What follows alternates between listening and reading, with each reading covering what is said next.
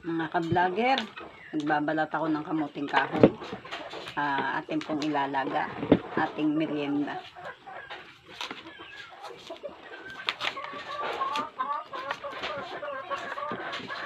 Masarap na merienda dito sa bukid, sapagkat tayo ay buhay bukid, buhay probinsya. Kaya kailangan po natin na tayo po ay magsikap, magsipag, at tulad po, ako po ay maglalaga ng kamuting kahoy. Merienda po dito sa kabukiran.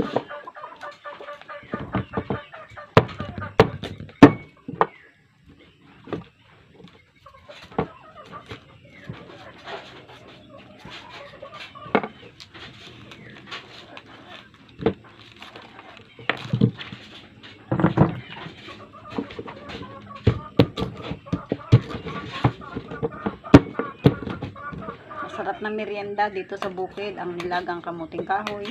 Budburan lamang natin ng asin, ay okay na, masarap na merienda na. Kaya tayo mga ka-vlogger, magandang araw sa inyo mga ka-vlogger. At ako'y narito sa amin sa kabukiran, sa bukid, at maraming naasikaso. At bukod doon, naglalaga po ako ng kamuting kahoy, naglalaga ako ng balinghoy o kamuting kahoy para meron po tayong meriendahin. Masarap na merienda sapagkat ito po ay masagana rin po at mabitamina sa ating pangatawan, kamuting kahoy o balinghoy.